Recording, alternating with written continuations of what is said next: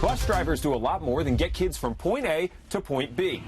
And after what happened with Jamie Kloss, they have their eyes all over the place to make sure the kids are safe both on and off the bus. Yeah, Carol and Steve, this has been a very active scene here near 60th and Armour, but as you can see right here behind me as we speak, they're tearing down the tape, finishing up this investigation. And this isn't just a small problem area for this farm. It's an issue that spans thousands of acres and could be a big problem for farmers' pockets. If you can stay in, my wife, for instance, she works from home. She's going to have an easy day. All she has to do is take our dog out, and that might be a trouble in itself because he's not too great. We are now 5 minutes in. You've got beating sweat. I've got beating sweat. I mean, it's approaching uncomfortable. For years, Jakari Carr has been taking lightly used shoes like these and transforming them into pieces of artwork to give away to kids for free so that they can start the school year off right. Greenfield DPW says this amount of snow shouldn't affect leaf pickup at all, but if you have any concerns, you can come on down here yourself and drop your leaves off, and it shouldn't be any problem. Inside the marbled walls of the state capitol, Governor Tony Evers received a petition for clemency for Brendan Dassey. So now Dassey's future is all in the governor's hands.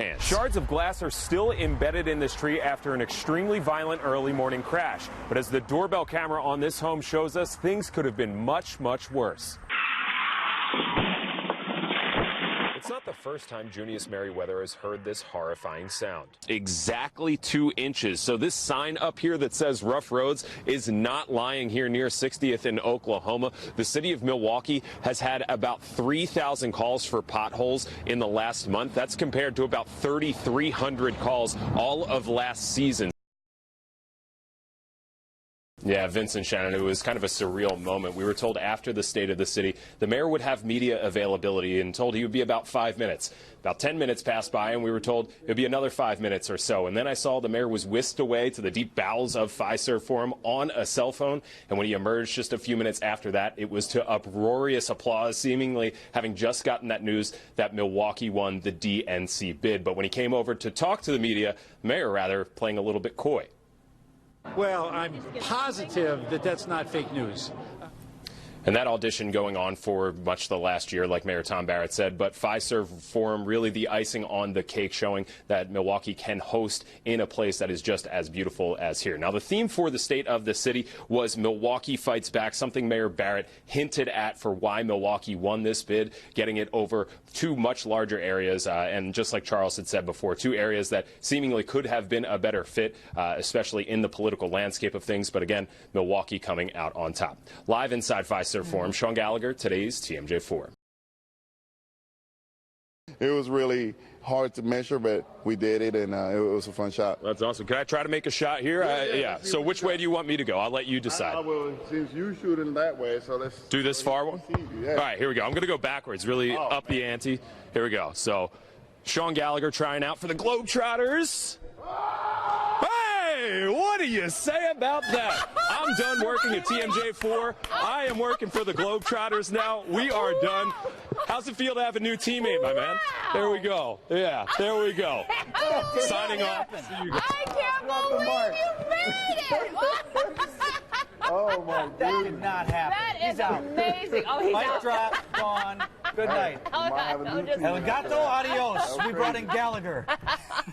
That was fantastic. Wow. If I hadn't seen it, would you believe that? I'm still not sure. Wow. Was somebody up top there, like, dropping that in? Or double check that. What just happened?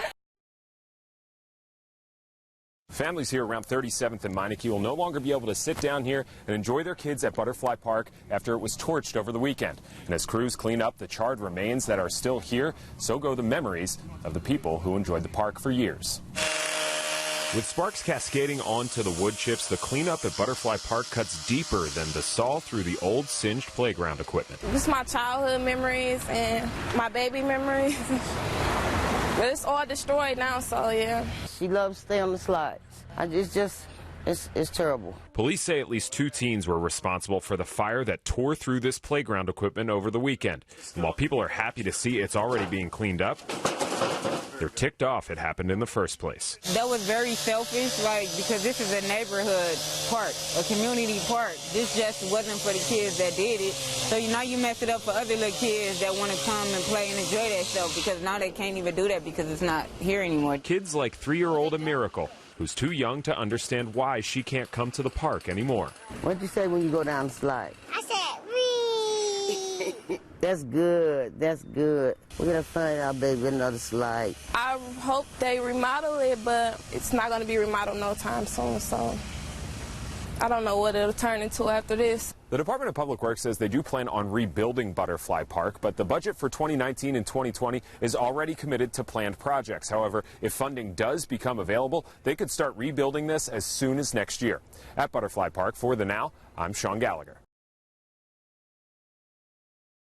You can see just how powerful these winds were from this storm, making easy work of this garage, knocking down this wall of cinder block. And that's no easy feat. This is just one of those blocks, extremely heavy. But believe it or not, this is nothing compared to the damage that we saw inside.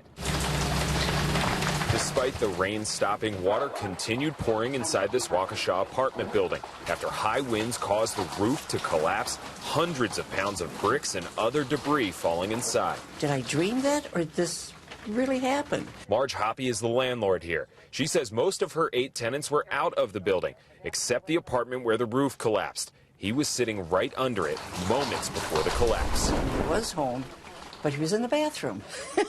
So when nature calls, you go, because that's what saved his life. She's owned the building for 42 years, but now with all of the destruction and water damage, her life's work could be destroyed. When we walk through here, I mean, I can feel how wet it is, and you can see what it's like. Yeah. This is hardwood floor in the hallway. There's hardwood floors in all the apartments. How overwhelming is all this? Terrible. You just really can't believe it's happening. The fire department surveyed the damage during the day and say the building is uninhabitable right now. Heartbreaking news for this tight-knit apartment. Really feel sorry for the residents. A lot of them are like family. Marge says she's still waiting for the insurance adjuster to come out so they can figure out the future of this building and whether they'll have to tear it down or not. In Waukesha, Shaun Gallagher, today's TMJ4.